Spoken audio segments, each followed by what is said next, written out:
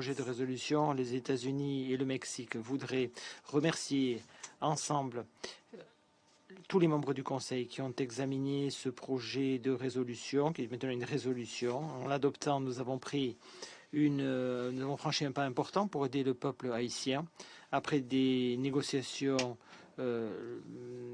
solides. Je pense que cette résolution reflète le consensus au niveau du Conseil.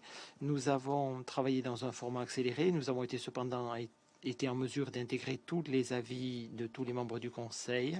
Ceci est une réponse initiale aux appels à l'aide lancés par le peuple haïtien.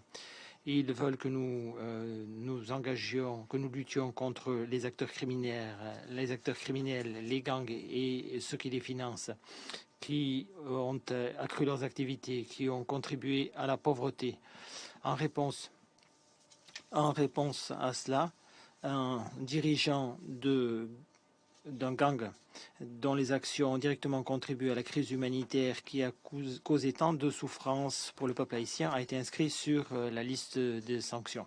Nous envoyons donc un message très clair aux acteurs qui ont pris Haïti en otage. La communauté internationale ne va pas rester les bras croisés pendant que vous causez des dégâts en Haïti. Les sanctions sont les plus efficaces lorsqu'elles sont précises et lorsqu'elles ciblent justement les fauteurs de troubles et permettent à l'aide humanitaire d'atteindre les populations civiles. La résolution que nous avons adoptée aujourd'hui nous permet d'atteindre ces deux objectifs. Nous avons également travaillé à l'introduction de méthodes bien définies de manière à mesurer à intervalles réguliers l'efficacité de ce régime de sanctions. Et je remercie mes collègues pour les avis tranchés et les positions tranchées qu'ils ont prises sur la question. Nous avons jeté les bases d'une action à venir qui permettra de lutter contre les acteurs criminels et ceux qui les financent et les soutiennent.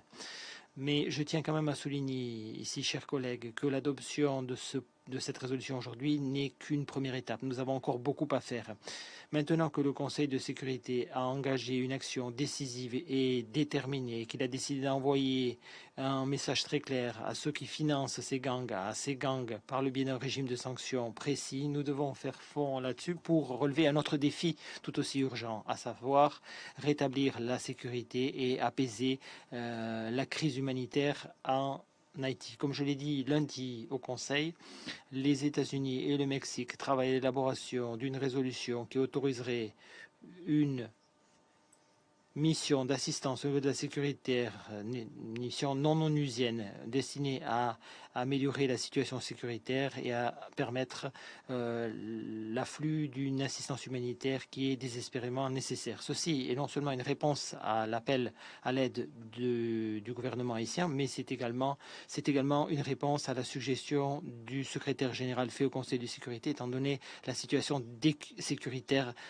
qui se détériorait dans ce pays. L'action engagée aujourd'hui est importante, c'est vrai, cependant, nous devons faire de notre mieux pour continuer d'aider le peuple haïtien en cette période difficile. Merci, Monsieur le Président. Représentant des États-Unis de sa déclaration. Je donne maintenant la parole au représentant du Mexique. Gracias. Merci beaucoup. Merci beaucoup, Monsieur le Président. Monsieur le Président, je commencerai par remercier les membres du Conseil de sécurité. Je les remercie pour leur participation au processus de négociation. Je les remercie pour leurs observations constructives qui ont permis, sans aucun doute, de renforcer le texte que nous voulons adopter. Nous nous félicitons que cette adoption se soit faite à l'unanimité. Ainsi, nous pouvons ici prouver l'unité du Conseil sur une question particulièrement difficile et qui n'est pas exempte de polémique. Étant donné la crise que traverse aujourd'hui Haïti, le Conseil de sécurité a envoyé un message très clair. La violence doit cesser. Les auteurs de cette violence ne sauraient rester impunis. Il est également important de mettre en place un embargo pour éviter tout transfert d'armes vers ces acteurs non étatiques qui, en plus de terroriser la population civile, déstabilisent le pays. Comme nous l'avons dit à de multiples reprises ici, le trafic d'armes est un fléau pour beaucoup de pays. Et c'est un fléau contre lequel nous devons lutter avec fermeté. Cette résolution nous permet d'avancer dans ce sens. Cette résolution envoie également un signal très clair. Le Conseil de sécurité ne restera pas les bras croisés et agira non seulement à l'encontre de ceux qui suscitent la violence dans les rues de Haïti, mais également à l'encontre de ceux qui les protègent, les soutiennent et les financent. Ce que les États-Unis et le Mexique se sont efforcés de faire par le biais de ce texte, c'est avant tout de soutenir Haïti dans la lutte que ce pays mène pour mettre en place une coexistence pacifique et pour mettre en place donc une gouvernance démocratique dans ce pays digne de ce nom. Le Mexique tient à réitérer sa pleine solidarité avec ce pays frère qu'est Haïti et exhorte les membres du Conseil de sécurité à continuer de travailler sur les mesures à venir qui devront être prises pour atteindre cet objectif. Merci beaucoup, Monsieur le Président. Le représentant du Mexique de sa déclaration. Je donne maintenant la parole au représentant de la Chine.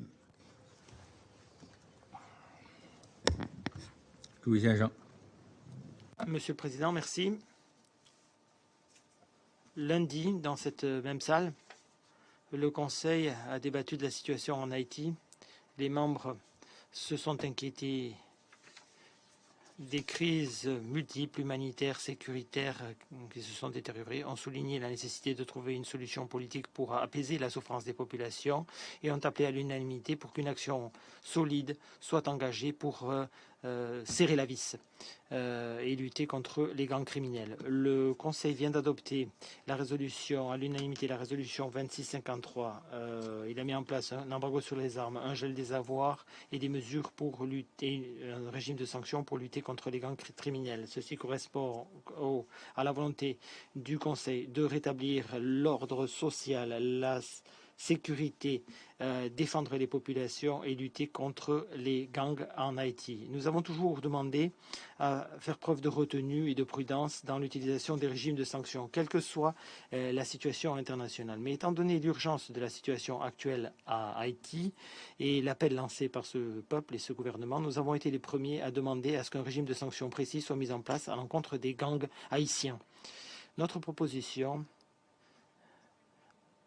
a trouvé écho chez d'autres membres et d'autres pays. Nous félicitons les États-Unis et le Mexique qui sont co-coordinateurs de cette question, qui ont préparé cette résolution, qui sont venus nous voir pour obtenir notre avis, qui ont amélioré constamment le texte. Et nous remercions également les autres membres du Conseil pour l'attitude tout à fait responsable lors des consultations. Merci d'avoir travaillé ensemble pour permettre à l'adoption de cette résolution sur une base consensuelle. Monsieur le Président, nous espérons que la résolution 2653 enverra un message très clair aux gangs criminels en Haïti, les exhortant de mettre un terme à leurs activités néfastes qui nuisent à la population et continuer de miner les bases socio-économiques de la société haïtienne. Nous espérons que cette résolution enverra un message très clair aux partis politiques haïtiens. Ceux-ci doivent arrêter immédiatement d'être les complices de ces acteurs criminels, arrêter de lutter et mettre les intérêts de leur peuple et de leur pays en premier et arriver à un consensus sur les structures de l'État et sur la phase de transition, et ce le plus vite possible. Nous espérons également que cette résolution 2653 enverra un message très clair au peuple haïtien, leur prouvant que le Conseil de sécurité reste saisi de la situation et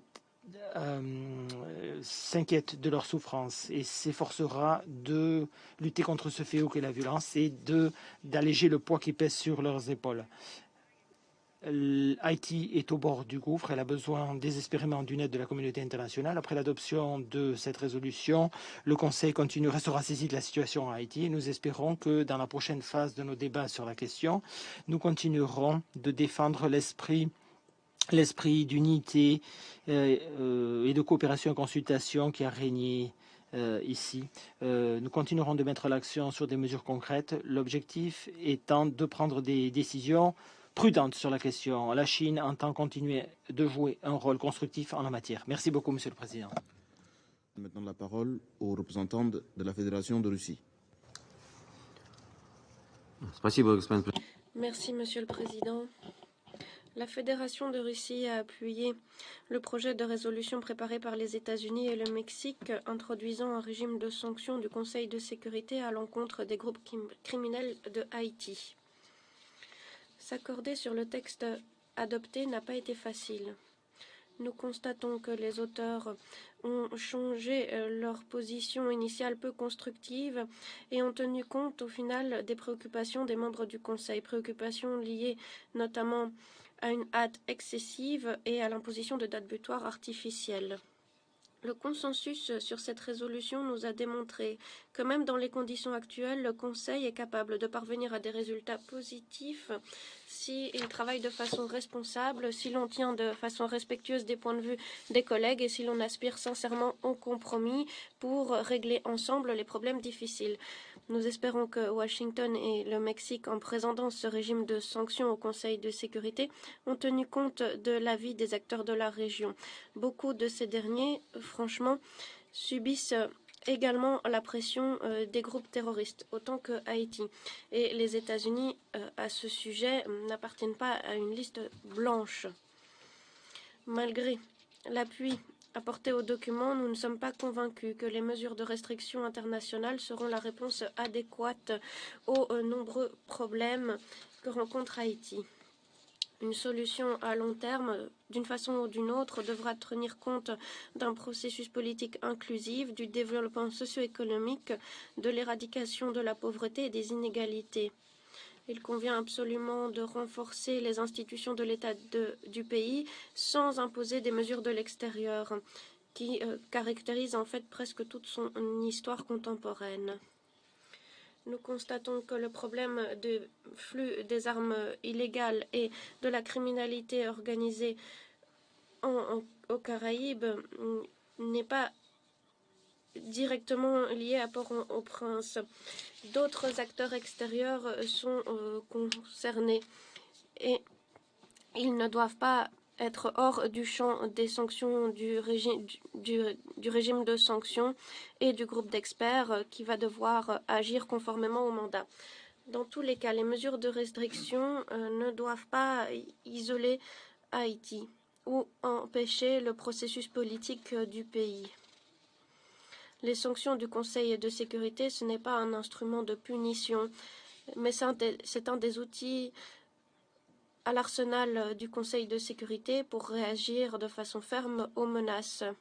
Les mesures de restriction internationale doivent être analysées régulièrement, tant pour ce qui est de leur nécessité, et elles doivent être allégées ou levées le cas échéant. Nous continuerons à suivre de très près la situation. Je vous remercie. Je donne maintenant la parole à la représentante de la France.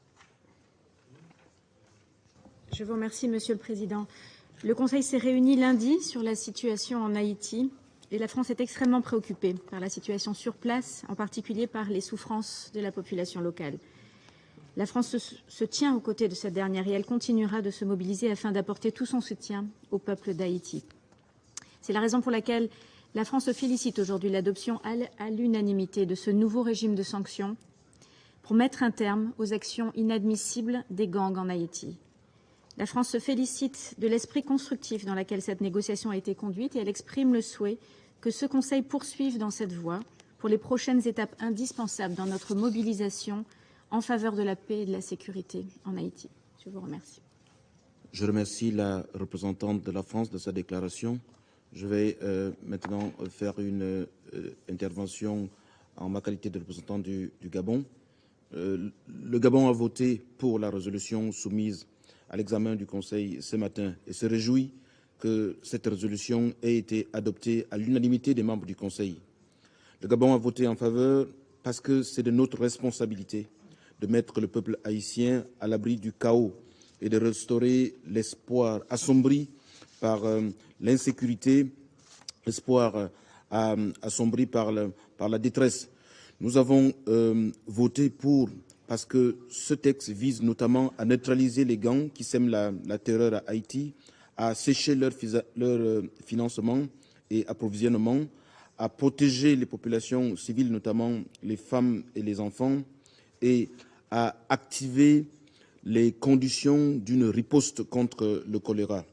Nous espérons que le texte adopté va être immédiatement mis en œuvre dans la lettre et l'esprit, et surtout, nous sommes persuadés que le Conseil vient d'envoyer un message fort de solidarité au peuple haïtien pour dire que nous sommes aux côtés du peuple haïtien. Nous réitérons notre attachement au respect de la souveraineté et à l'intégrité territoriale de Haïti. Je vous remercie. Je reprends à présent mes fonctions de président. Je donne maintenant la parole aux représentants de Haïti. Merci, Monsieur le Président.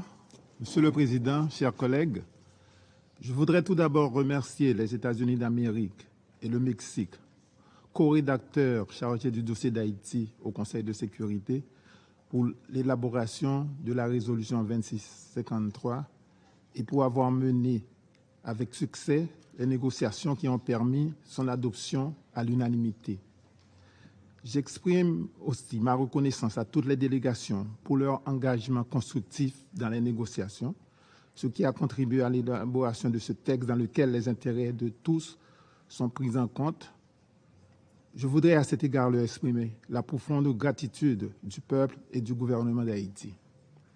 Monsieur le Président, la délégation haïtienne se félicite de l'adoption à l'unanimité de la résolution 2653 établissant un régime de sanctions spécifiques qui cible les chefs de gangs armés qui opèrent en Haïti et tous ceux qui les soutiennent, soit financièrement, qui leur procurent des armes et des munitions ou par tout autre moyen.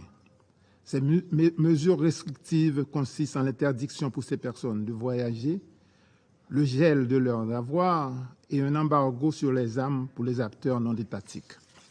Ces sanctions se basent sur des critères bien définis dans la résolution 2645, à savoir se livrer à la violence des gangs ou l'appuyer, mener des activités criminelles ou commettre des violations des droits de l'homme, faire obstruction à l'acheminement de l'aide humanitaire ou des produits essentiels à la population, ou entreprendre d'autres actions qui compromettent la paix, la stabilité et la sécurité d'Haïti et de la région. Il ne fait aucun doute que ces mesures contribueront à mettre un frein aux activités violentes et meurtrières des groupes armés qui prolifèrent dans le pays et causent de nombreuses victimes et des déplacements massifs de la population. Elles envoient un message politique fort, dissuasif, à même de faire changer le comportement des acteurs qui opèrent sur le terrain. Par cette décision, le Conseil a démontré sa volonté d'accompagner le peuple haïtien vers un retour à un environnement sécuritaire et à la stabilité politique. Il manifeste la volonté de la communauté internationale de jouer son rôle dans la résolution de cette grave crise multidimensionnelle à laquelle le pays fait face, de montrer au peuple haïtien qu'il n'est pas seul, que ses cris de détresse ont été entendus. Monsieur le Président, il s'agit certes d'un pas dans la bonne direction. Il faut cependant continuer sur cette lancée pour un résultat durable. En effet, pour être efficace, qu'elles puissent être comme moyen de dissuasion, les sanctions seules ne pourront pas éradiquer cette violence élevée qui ronge Haïti et cause des souffrances indicibles infligées à la population, particulièrement les femmes et les enfants. La police nationale d'Haïti, nous le répétons à satiété, ne dispose pas d'une capacité à la hauteur de la menace que font peser les groupes armés. Le secrétaire général, dans son rapport S/2022/761, en date du 13 octobre 2022, a bien reconnu que, je cite, « l'amélioration des capacités de la police nationale ne suffira pas à elle seule à susciter les changements en profondeur dont Haïti a besoin pour remédier durablement à la crise sécuritaire multidimensionnelle. » Dans ce sens, la requête du gouvernement haïtien pour un appui robuste sous la forme d'une force spécialisée qui viendrait en aide à la police nationale d'Haïti mérite une considération attentive de la part des membres du Conseil.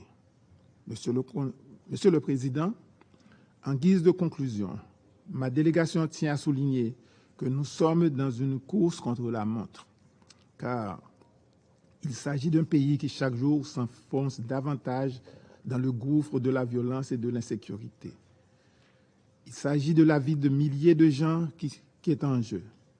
Chaque jour de perdu pour apporter une réponse adéquate à ces situations, ce sont des victimes innocentes de trop qui sont causées. Je vous remercie. Je remercie le représentant de Haïti de sa déclaration.